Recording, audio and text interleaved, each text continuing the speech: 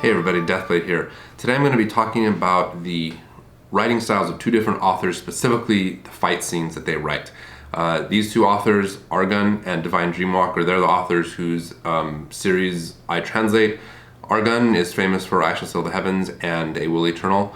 Divine Dreamwalker is not as well known in the translation community because not much of his stuff has been translated, but he's, I would say, as famous or probably even more famous than Argun in the web novel community in China.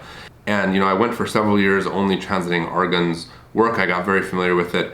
When I started translating Divine Dreamwalker's stuff, a lot of the differences immediately jumped out to me. And so today I'm going to be talking about that. I had mentioned a few times in the comments of Sage Monarch when I'm going back and forth with readers, talking about the differences and how I noticed differences, but I never really got into any detail. People kept asking me about it, and so I think it's a good topic for a video, so here we go. Before I get started, if you'd like to support my videos, please check out the description below. There are links to an Amazon storefront with recommendations for Chinese fantasy novels, translations, movies, and stuff.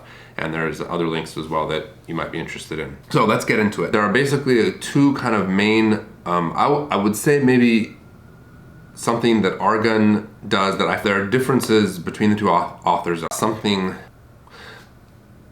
Essentially, I'm going to talk about two main differences between the fight scenes in Argun novels and the fight scenes in Divine Dreamwalker's novels. And I don't want to get into a discussion of who I think is better or worse or whatever. Let's first talk about something that Argun does that I always found to be kind of frustrating that Divine Dreamwalker does not do, and I think this is actually one of the main differences between their fight scenes.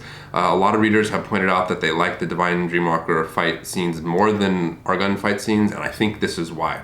Now, I do have to point out that with both authors, I do a lot of editing. So those things that I perceive to be maybe weaknesses or things that need to be tweaked a little bit, I will edit them and change them. So to some extent, this stuff that Argun does that I found frustrating, I would often change it. And so you might not notice it as easily reading the translation. That said, I think that it's impossible to, I can't spend too much time editing and rewriting, so therefore this kind of stuff is going to creep through. Now here's the biggest difference between Argun and Divine Dreamwalker.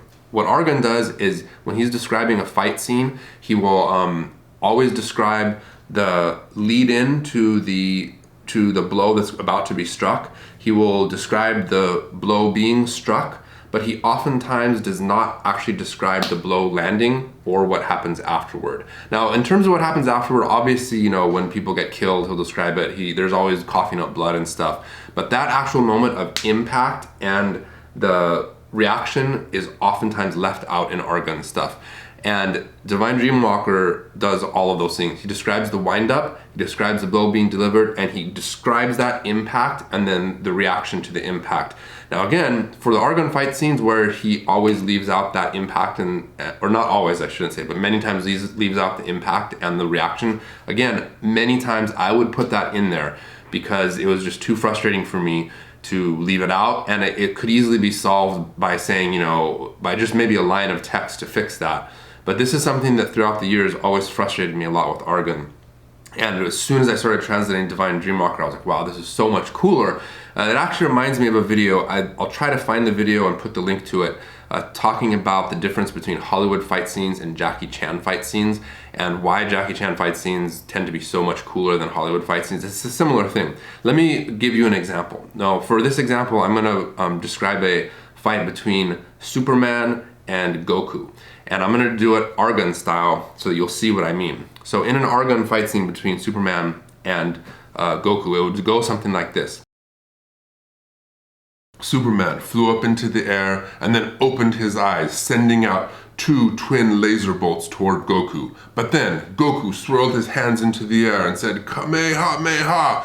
But then Superman went as fast as lightning in the other direction and then extended his fist and launched another blow. In response, Goku said, "It's time to go Super Saiyan!" Okay, so that's the Argun fight, a common Argun fight scene. So you can see there's a lot of action happening and they're fighting and stuff, but you don't actually, see the blows landing. And it's so frustrating to me as a translator to go into those fight scenes because I was always wondering, occasionally the blows would miss, but he wouldn't describe it, and then you would only find out several paragraphs later maybe that the blow didn't actually miss.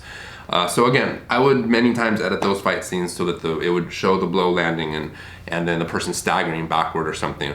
But I personally think that that is one thing about the fight scenes that make Divine Dreamwalker's fight scenes oftentimes much more exciting, is that aspect. Now, let's talk about something that Divine Dreamwalker does that Argon did not do, or does not do, that I found I still find very frustrating.